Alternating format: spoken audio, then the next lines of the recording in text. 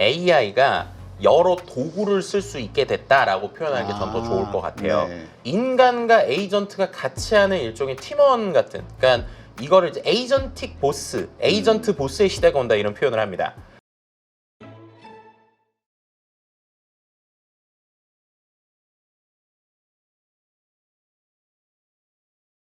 그 몇 년 전에 이제 소위 챗GPT가 나왔을 때, 야, 신기하다 하면서 또 과연 이것이 언제 이 정도 수준까지, 우리 환각 현상에 대해서 말하면서 네. 챗GPT한테 속을 수 있다. 이거 믿으면 안 된다. 그렇다면 우리가 민감한 정보 과연 이걸 통해서 얻을 수 있겠냐. 이런저런 이야기 나눴던 게 지금 돌아보면은 다 쓸데없는 일이었다.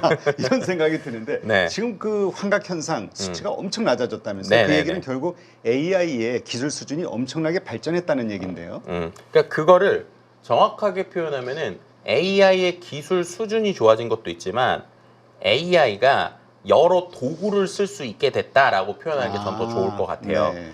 예를 들면요, 원래 이 언어 모델은 만들어진 것 자체가 환각이 있을 수밖에 없는 녀석입니다.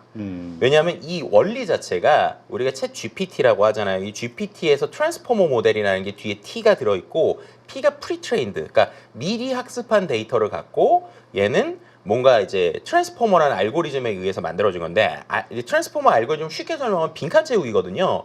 그래서 예를 들면 나는 밥을 그리고 네모칸이 있으면 먹었다가 더 잘 나올 거냐 아니면 나는 밥을 날랐다가 잘 나올 거냐, 그럼 당연히 우리가 데이터에 기반으로 보면 먹었다가 확률적으로 많이 나올 것 같은 거지 네. 얘가 정답을 아는 녀석은 아니에요. 그런데 이제 이 환각 현상이 너무 심하니까 첫 번째로는 어떻게 하느냐, 사람들이 고쳐주는 거예요. 그래서 이제 고쳐주는 걸 저는 이제 이른바 인간지능이라고 표현하는데 RLHF라고 하는 행동을 많이 합니다. 그럼 RLHF를 그냥 쉽게 설명하면 인간이 피드백을 주는 거거든요. 그러면 AI가 나오는 답변들을 보고 야 이거 이렇게 하면 안 돼, 저렇게 해야 돼, 이렇게 고쳐줘요. 그럼 고쳐주는 몇 가지의 패턴을 보고 AI가 그 다음에 한 번 더 추가 학습을 해서 그 다음 버전에서는 조금 더 환각 현상이 덜해지는 거예요. 그런데 그렇게 계속 하더라도 분명히 이 녀석은 확률상의 답변이기 때문에 이상할 수가 있잖아요. 그래서 이제 사람들이 무슨 생각을 하냐면 이 AI가 예를 들면 우리가 말하는 생성형 언어 모델 LLM이 LLM만으로 있는 게 아니라 얘한테 여러 가지의 옆에다가 도구 같은 걸 붙여주기 시작하면 이 녀석이 꽤 잘하겠다라는 생각을 하기 시작해요. 네. 예, 예를 들면 이런 겁니다. 우리가 그 방송을 보시면 그 뭐 예를 들면 쇼호스트 같은 분들 있잖아요. 그렇죠. 물건 파시는 분들. 쇼호스트가 실제로 그 회사의 어떤 물건을 판다라고 치면 그분이 처음에 그 회사에 다닌 건 아니잖아요. 그렇죠. 그렇죠. 뭐 예를 들면은 뭐 이렇게 생각을 해볼게요. 제가 계속 PPL 해드리는데 한국형 주식매매법을 책을 만약에 이 쇼호스트가 판다. 근데 그분이 한국형 주식매매법의 책을 아예 몰라요. 근데 그런 상황에서 그냥 방송을 합니다. 그러면 그냥 저 키워드만 보고 한국형 주식매매법은 한국에 대한 주식매매법이 있으니까 많이 사세요 이럴 거잖아요. 그러면 이상한 소리를 하겠죠. 그런데 이제 이분이 시간이 없어요. 그럼 이제 어떻게 하시겠어요? 예를 들면 대표님께서 이 책을 쓰셨으면 저자가 이 내용에 대한 핵심 요약본 같은 걸 주는 거예요. 예를 들면 핵심 요약본 10페이지짜리를 줍니다. 그럼 그거를 갖고 이 쇼호스트가 잘하는 건 이 내용을 보고 어떻게 맛깔스럽게 얘기하거나 되게 아는 것처럼 읽은 것처럼 티를 내면서 얘기를 하잖아요. 그럼 이제 그 내용을 학습을 시키고 나면 AI가 어떻게 보면 쇼호스트가 되게 이거를 마치 다 읽은 사람인 것처럼 얘기를 하겠죠. 그런 기법들이 이른바 RAG라고 불리우는 방법들이에요. 그래서 AI한테 문서처럼 여러 가지 잘 표준화되어 있는 걸 답변하기 전에 읽히는 이런 방식도 있고요. 두 번째는 아까 그 우리가 퍼플렉시티 얘기한 것처럼 검색을 할 수 있는 여러 도구들을 붙이기 시작을 하니까 답변하기 전에 너 바로 답변하지 말고 빠르게 인터넷 검색 찬스 줄 테니까 인터넷 검색해서 답변을 해 라고 하는 것들 같은 기능들을 붙이기 시작하는 거예요. 그래서 그 기능들을 붙이기 시작을 하니까 이 얘는 원래 말만 잘하는 녀석인데 이 말만 잘하는 녀석한테 데이터도 주고 그리고 검색도 주고 막 아니면은 여러 가지 프로그램을 쓸 수 있는 권한도 주고 네. 이러다 보면은 이 녀석이 올 잘하겠네? 그럼 이거를 조금 잘 구조를 만들면 이 녀석이 단순히 그냥 답변만 하는 녀석이 아니라 우리 대신에 프로그램도 수행하고 우리 대신에 쉽게 말하면 엑셀도 하고 우리 대신에 뭔가 주문도 하고 이럴 수 있겠구나 라는 생각을 하기 시작하고요. 그런 도구들이 붙기 시작하는 걸 이른바 우리가 에이전트 AI라고 얘기하고 있습니다. 그래서 보통 이제 에이전트 AI가 필요해진 이유가 말씀드린 것처럼 그리고 지금 대표님 말씀 주신 것처럼 얘가 환각도 심하고 그리고 지식도 끊어지고 왜냐면 얘는 한번 공부를 하고 나면 땡이니까. 그리고 출처도 애매하고 그리고 이게 실제 데이터가 어떻게 되는지도 모르겠고 맥락 길이도 애매하니까 현실에 있는 것들을 제대로 할 수 있을까라고 했던 한계가 있었다는 거예요. 그래서 현실에 있는 것들을 제대로 하기 위해서 실제 문제를 해결해 주기 위해서 이 말잘하는 녀석한테 여러 가지를 붙여주자라고 시작한 게 에이전트 AI고요. 그 다음에 이 방법론을 그럼 어떻게 만들 것이냐. 그래서 이 방법론을 보통 만들 때 React라는 개념을 이제 만들기 시작을 합니다. React라고 하는 말의 핵심은 Re가 reasoning이고 act가 action이거든요. 네. 그러니까 추론이라는 거예요. 그럼 여기서 이제 또 중요한 게 또 추론이 뭐야 이럴 수 있는데 챗GPT 같은 거 예전 모델하고 요즘 모델 들어가 보시면 조금 다르게 생겼어요. 맞아요. 네, 그죠. 그래서 실제 챗GPT를 유료로 쓰신 분들은 아실 수 있는데 챗GPT 유료 모델에 보면 모델 이런 걸 눌러보잖아요. 그럼 거기에 뭐 GPT-4o, 뭐 O3, O4 이런 게 나오는데 거기에 자세히 보시면 이성이라고 단어가 써 있는 게 있어요. 이성. 이성. 네. 그럼 이성이 뭐야? 이렇게 얘기할 수 있는데 이성이라고 번역이 좀 특이하게 되긴 했지만 이게 어떻게 보면 추론하는 모델이에요. 그래서 예를 들면 챗GPT를 일반 모델하고 이 이성 모델하고 똑같이 해보시면 프로세스가 다릅니다. 아, 그래요? 네. 예를 들면 자, 실제로 유료 버전 쓰시는 분들은 이걸 보실 수 있는데 무료 버전 쓰시는 분들은 아마 못 보셨을 거예요. 네. 저는 이제 되게 비싼 모델을 쓰고 있어서 220달러짜리를 쓰는데 220달러 안 쓰시더라도 22달러짜리에도 이 추론이라 이제 그 이성이라고 게 써 있는 게 있습니다. 한번 보세요. 여기 보면 GPT-4를 눌렀을 때 대부분의 업무에 탁월함이 있고 네. 저는 이제 220달러짜리 프로가 O3 프로가 있는데 일반적인 분들은 O3, O4 미니 이렇게 있을 거예요. 네. 그런데 여기 보면 이성이라고 써 있잖아요. 그러네요. 이성이라고 써 있는 거랑 이 일반적인 거의 차이를 보여드릴게요. 예를 들면 GPT-4 그냥 버전에서 뭐를 한번 시켜볼까요? 뭐 예를 들어서 이거죠. 한국에서 주식 투자를 잘 하기 위해서는 어떻게 해야 돼? 한번 이렇게 그냥 아무것도 없이 물어볼게요. 그럼 얘는 보시면 바로 답변을 하죠. 그렇죠. 지금 단순히 종목을 잘 고르는 것뿐 아니라 이런 게 필요합니다 라면서 얘는 머릿속에 있는 내용을 그냥 확률적으로 얘기를 해주는 거예요. 이렇게 되는 게 이제 일반적으로 우리가 알고 있는 LLM 모델인데 자 보세요. 얘는 되게 재밌는 얘기를 하네요. 한 종목에 몰빵하지 마세요. 라고 재밌습니다. 네. 제 말투를 학습시켜놔서 좀 그런 것 같은데 자 똑같은 상황에서 제가 챗GPT를 하나를 더 띄워가지고 똑같은 질문을 하는데 이번에는 O3로 해보겠습니다. 여러분들 똑같이 쓸 수 있는 한국에서 주식 투자를 잘하기 위해서 어떻게 해야 되라고 하는데 O3, 이성이라는 걸 해보잖아요. 네. 그럼 얘는 바로 답변을 안 해요. 답변을 할 때 생각을 합니다. 그러니까 아까 말한 추론이라는 행동을 해요. 자 보여드릴게요. 누르면 얘가 보시면 생각 중이라고 나오죠. 생각 중. 그렇죠. 생각 중이라고 나오고 단계를 생각을 해요. 이게 차이인 거예요. 이게. 그러니까 추론이라고 하는 건 뭐냐면 제가 일을 시켰을 때 일을 바로 하는 게 아니라 이 일을 하려면 어떻게 해야지? 라고 마치 사람이 단계별로 생각하듯이 단계를 만들기 시작한다는 겁니다. 아, 그래요. 네, 이게 되게 자료 중요한 조사도 거죠. 하고. 그렇죠. 그럼 얘가 지금 웹도 찾고 지금 혼자서 어떻게 해야 될지에 대해서 혼자 생각을 한 거예요. 제가 지금 인터넷 검색하라고 시킨 게 아니라 얘한테 시켰더니 지가 지금 어떻게 해야지 고민을 하고 웹을 찾고 있잖아요. 웹을 찾을 때 어떤 단어로 해야 될지를 정리를 하고 있잖아요. 그리고 나서 35초 동안 생각을 하니까 다른 거죠. 자 보세요. 방금 제가 그냥 물어봤을 때는 되게 뻔한 얘기. 예를 들면 여기서 시장 흐름을 파악하세요. 탑다운 접근법. 산업 트렌드에 집중하세요. 테마 인베스팅. 뭐 이런 식으로 그냥 뻔한 얘기를 하는데 제가 얘한테 O3로 시켰더니 35초 동안 생각하고 다르죠. 핵심 체크리스트 하면서 목표 리스트를 1단계로 정의를 하시고요. 손실 한도를 문서화하시고 이게 왜 중요한지 간단 액션을 이렇게 하시고요. 거시 환경을 파악하시고요. 이렇게 단계를 자기가 알아서 생각을 하고 내용을 만들잖아요. 네. 답변의 깊이가 다르죠. 보통 이걸 깊이라고 표현을 하거든요. 그래서 답변의 깊이가 달라지는데 이렇게 달라지는 이유가 쉽게 말하면 이렇게 하면 얘는 GPU를 훨씬 많이 쓴 거예요. 그리고 시간을 더 준 거예요. 그게 가능한 이유는 일반적으로 기존에 있었던 AI를 계속 우리가 쓰다 보니까 사람들이 이 AI한테도 쓰는 테크닉들이 생기는 겁니다. 네. 얘한테 그냥 질문하는 게 아니라 이렇게 단계를 주면 잘하는구나라는 걸 이제 계속 시키니까 AI 모델을 만드는 회사들도 그러면 AI한테 사람들이 이렇게 여러 가지 단계로 했던 걸 얘한테도 똑같이 시켜볼까? 라고 해서 일종의 추론을 하는 방식들을 만들기 시작을 하는 거예요. 네. 그래서 그거를 이제 이번에 챗GPT에서는 이성이라고 표현한 이유가 마치 사람의 이성을 갖고 있는 것처럼 얘는 단순히 그냥 어떻게 보면 구조화하는 게 아니라 진짜 사람의 생각하고 되게 비슷한 거다라고 네. 하는 어떤 일종의 메시지로서 말씀을 드릴 수 있는 거죠. 그래서 이런 것들이 말씀드린 추론이라고 하는 행동이라는 거예요. 그래서 리즈닝을 하는 겁니다. 그럼 아까처럼 비슷한 거죠. 나 배고파라고 하면 배고프다고? 그럼 배고픈 걸 어떻게 해줘야지?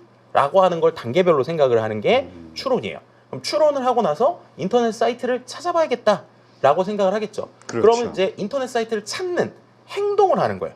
웹사이트를 찾아야 되는데 웹사이트를 찾으려면 생각해보시면 챗GPT가 인터넷에 있는 내용을 검색은 해주지만 얘가 직접 어떤 웨브사이트에 들어가지 못하잖아요. 그렇죠. 그런데 챗GPT 220달러짜리에서는 이걸 테스트를 하고 있어요. 오퍼레이터라고 하는 웹사이트가 별도로 있습니다. 예를 들면 이것도 보여드리면 조금 아직 어색하긴 한데 자 보세요. 자 실제로 220달러짜리 모델을 쓰면은 약간 아직 어색하긴 하지만 테스트로 볼 수 있는 화면이 있어요. 네. 뭐냐면 오퍼레이터라는 사이트거든요.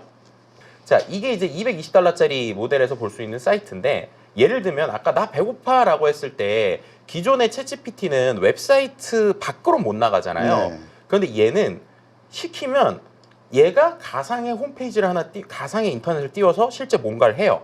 보여드리면 이게 이제 그 우리나라 서비스가 좀 잘 연결이 안 돼 있긴 한데 그냥 돼 있는 거 하나 있습니다. 야놀자 호텔이 하나 연결돼 있어요. 그러면 제가 얘한테 이렇게 시키는 거예요. 뭐라고 시키냐면 지금 뭐 예를 들면 내가 7월 1일부터 3일까지 뭐 휴가를 가고 싶어. 휴가를 갈 거야. 하와이에 좋은 숙소를 가고 싶은데 예약 좀 해줄래? 뭐 이런 식으로 그냥 시키는 거예요. 네. 자 이렇게 시킵니다. 그러면 자 기존에는 우리가 아는 챗GPT가 그냥 예약을 하는 방법만 알려주는 수준이지 네. 실제로 뭘 못하잖아요. 근데 여기 보시면 지금 뭐가 보이세요? 오퍼레이터 브라우저라고 하면서 지금 이게 지금 실시간인 거거든요. 얘가 지금 오른쪽에 보면 부킹닷컴이라고 하는 사이트를 지가 지금 들어갔잖아요. 그죠? 그렇군요. 들어간 다음에 얘가 지금 보면 위치 필드를 클릭해서 하와이를 설정한다고 그러죠. 그러니까 아까 말한 인지가 이런 겁니다. 자기가 직접 화면을 보는 거예요. 네. 화면을 보면서 그러면 필드를 클릭해 봐야겠네. 눌러보는 거예요. 지금 눌렀어요. 누르고 나서 그럼 어디로 가야 되지? 그냥 하와이 간다니까 지가 하와이를 쓰잖아요. 그죠? 하와이를 썼습니다. 지금 쓰고 그 다음에 또 어떻게 되느냐? 좀 느리긴 해요. 아직 그렇게 하와이를 고르고 그 다음에 또 체크인해서 어떻게 하겠어요? 7월 1일부터 3일이라고 그랬으니까 제가 7월 1일부터 3일을 고르는 거예요. 자, 그 다음에 성인 객실을 고르겠죠. 이런 형태로 실제로 얘가 뭔가 일을 한 다음에 저한테 이 호텔 가실래요? 라고 물어보는 거예요. 마지막으로. 네. 아니면 제가 좀 더 디테일하게 이렇게 갈 건데 나 뭐 3명 갈 거고 뭐 그리고 그 안에서 뭐 예를 들면 예산은 이 정도니까 그렇게 해서 네가 최적해서 알려줄래? 그러면 거기에 맞춰서 필터들을 막 골라줘요. 그죠? 지금 얘가 막 그렇게 뭔가를 하고 있잖아요. 검색된 숙소가 1,009개고 막 이렇게 해가지고 실제로 제가 이야기를 잘 주면 얘가 뭔가를 해서 예약까지 누르고 저 이거 얘기했는데 결제하실래요? 그럼 결제를 하면 되는 겁니다. 그래서 이런 형태까지 가는 게 말씀드린 액션을 한다는 거예요. 액션. 네. 그래서 액션을 하는데 도구가 붙기 시작하니까 이런 액션을 하기 시작하고 그럼 이런 액션들이 지금은 제가 호텔 예약하는 걸 보여드렸지만 이거 말고도 뭐 예를 들면 너가 엑셀 시트에다가 이런 내용을 써주고 분석해 줄래? 라고 하면 이런 게 요즘 되기도 하고요. 아니면은 내 컴퓨터 파일을 네가 좀 정리를 해줄래? 그럼 그런 것도 이제 되기도 시작하고요. 이런 하나하나의 기능들이 생기기 시작을 하고 있어요. 그럼 이제 그런 것들이 궁극적으로 에이전트라는 개념으로 모이기 시작을 하면 회사 관점으로 보면 회사에서 실제로 이게 B2B에서 실제 위력이 있는 거죠.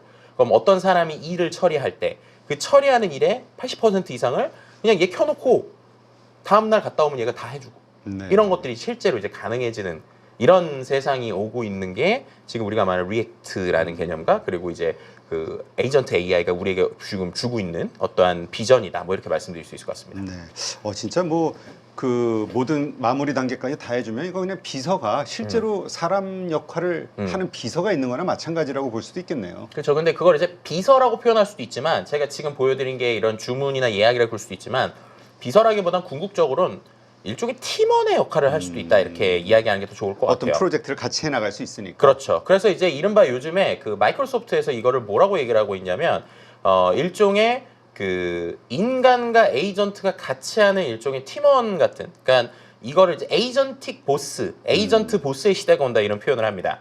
에이전트의 보스라는 게 뭐냐면 AI가 보스라는 얘기가 아니고 내가 사람 한 명 한 명이 AI 에이전트들을 거느리는 보스의 역할을 할 수 있다. 아, 내가 그걸 활용해서 뭔가를 하니까 그쵸. 얘는 나의 일 도구고. 그렇죠. 그러면 이제 이게 궁극적으로 볼 때는 회사의 구조와 시스템도 바꿀 수 있다는 얘기가 나와요.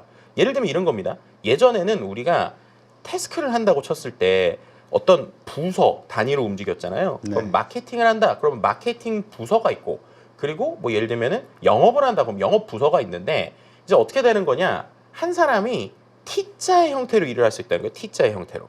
그럼 제가 만약에 영업하는 사람이에요. 그럼 영업은 제가 해요. 근데 영업을 하기 위해서 원래 옆에서 서포트 조직들이 필요한데 그렇죠. 이 서포트 조직들을 AI 에이전트로 쓸 수 있다는 거예요. 네. 예를 들면은 아까처럼 이메일 보내고, 아니면 얘가 뭔가 문서 초안 만들어주고 발표 자료 만들어주고, 그럼 저는 가서 사람 만나서 실제 영업만 하면 되는 거고, 그걸 영업이 하고 얘가 어떤 영업 계약서가 됐어요. 그럼 계약서를 실제 전달하고 전송하고, 이것도 에이전트로 하나의 팀을 이루면 회사의 단위가 일종의 어떤 디파트먼트 단위, 그러니까 부서 단위가 아니라 태스크 단위로 바뀔 수 있다. 그렇군요. 그래서 하나의 프로젝트를 하는 이런 사람들이 있을 수 있고, 그럼 궁극적으로 그런 게 우리가 예를 들면 TF라고 보통 많이 표현을 했잖아요.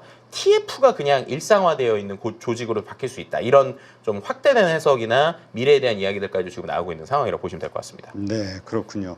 아, 근데 말씀하시는 걸 들어보면서 저도 이제 그 유료 서비스를 좀 사용하고 있는데 네. 그냥 이제까지 챗GPT-4 그냥 그거에서 그쵸. 계속 해왔거든요. 그래서 네. 그냥 그거 가지고도 업무에서 상당히 도움이 되게끔 활용했는데 지금 말씀하신 O3 이성 예, 추론하는 것도 활용이 되네요. 그래서 네, 그렇죠. 해보니까 네. 정보의 질이 완전히 다르긴 다르네요. 그렇죠. 깊이가 다르다라는 표현을 말씀드리고 싶어요. 그래서 아마도 나 챗GPT 유료로 꼭 써야 돼? 막 이러시는 분들이 있는데 아마도 이 모델을 잘 모르셔서 그럴 수도 있어요. 그러겠네요. 네, 그래서 이제 어떻게 보면은 도구 하나라도 우리가 제대로 쓰는 법들이 되게 중요하고요.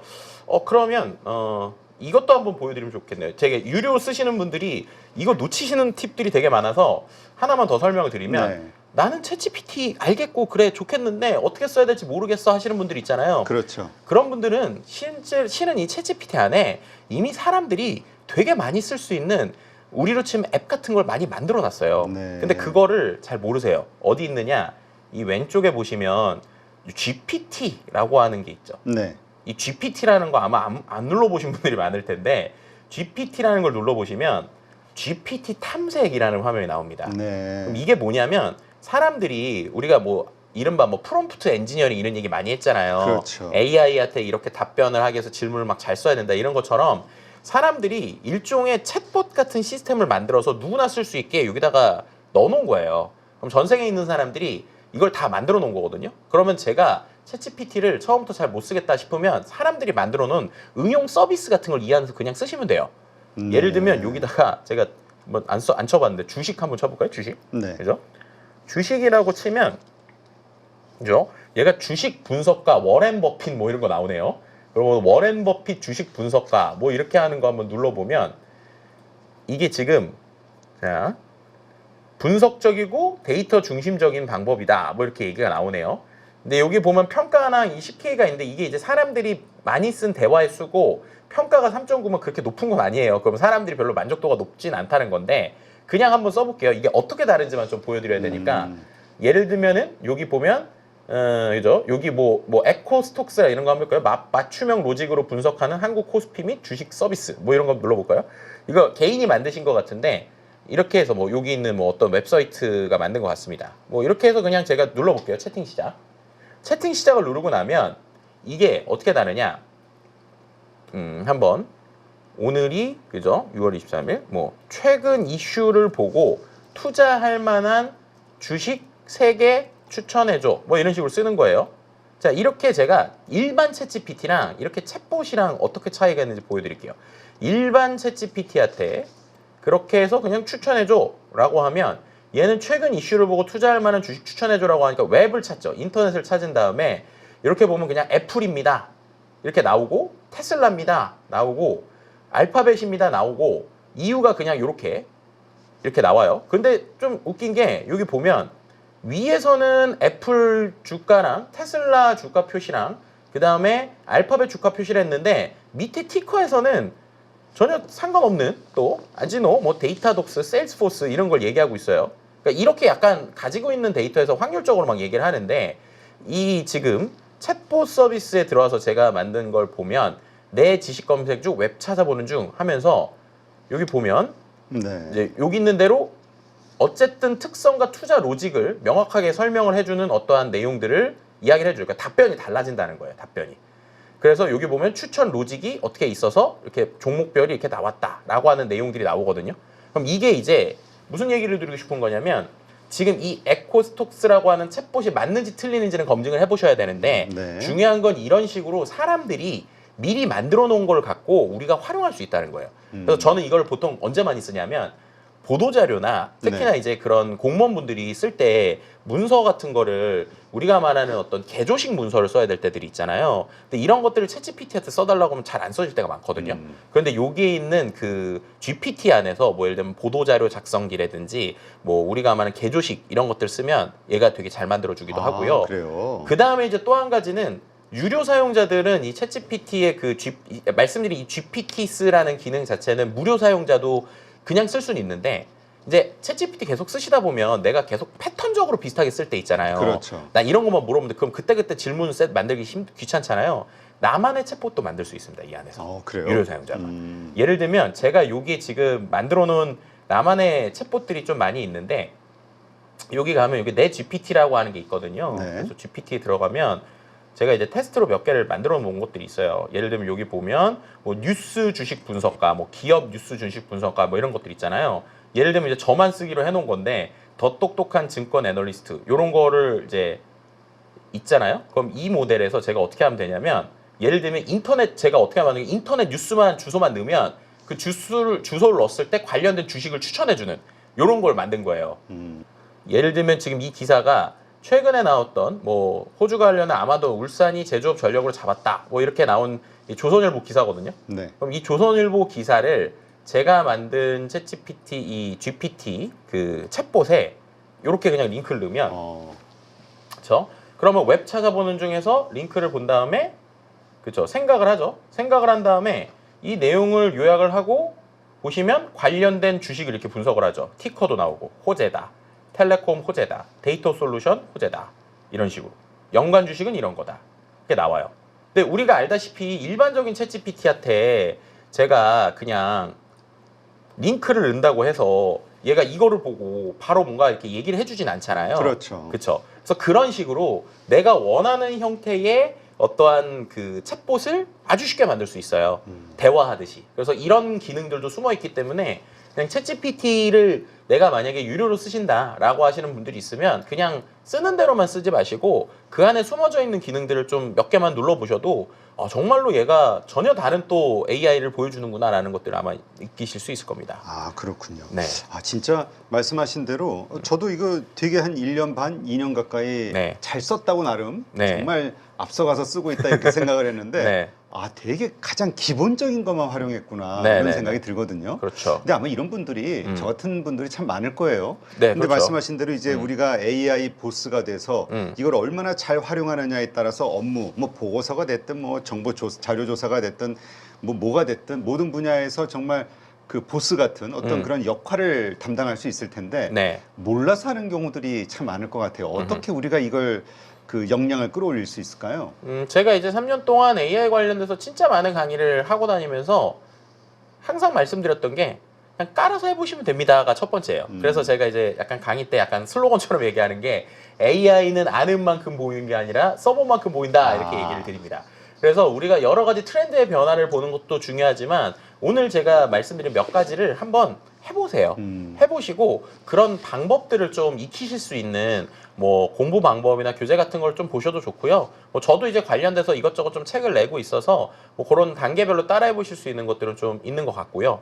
또 두 번째로는 이런 기능들이 계속 쏟아지고 있거든요. 네. 그래서 가끔씩은 새로 나온 서비스들을 한 번씩 보는 게 되게 좋습니다. 실제로 이제 제가 이제 조만간 아마 에이전트 트렌드 앤 활용백과라는 책이 나올 건데 거기에도 제가 이제 여러 웹 서비스 중에서 우리가 경험해보지 못했던 서비스들 중에 상당히 흥미롭고 놀라운 서비스들을 몇 개를 넣었거든요. 예, 최근에 이제 우리가 챗GPT도 있지만 말씀드린 에이전트, 에이전트라는 걸 경험해 볼 수 있는 이렇게 오겠구나라는 것을 좀 경험해 보실 수 있는 서비스 중에 젠스파크라는 서비스가 있어요. 이 젠스파크라는 서비스를 딱 보면 아, 지금 얘기하는 이런 에이전트가 궁극적으로 이런 단계로 오겠구나 라고 하는 것들을 사무직에서 오겠구나를 경험해 볼 수 있거든요. 네. 그런 서비스도 한번 써보시고 테스트를 해보시면 좋을 것 같은데 뭐 그 책이 나오면 일단 또 모셔와야겠네요.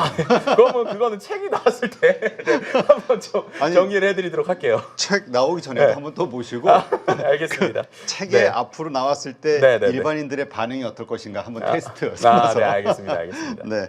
네. 네, 진짜 오늘 말씀 들으면서 네.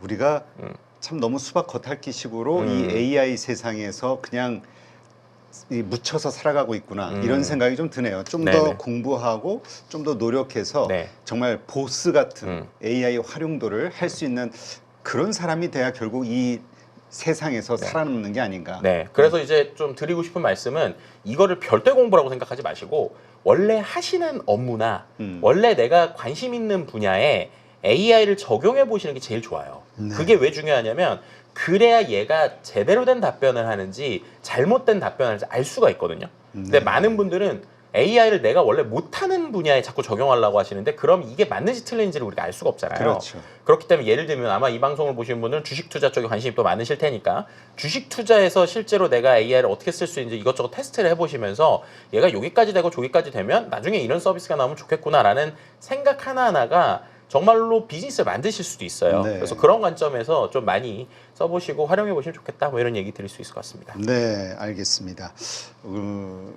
잠시만요. 저 뭔 얘기 하려고 그랬는데 깜빡했어요.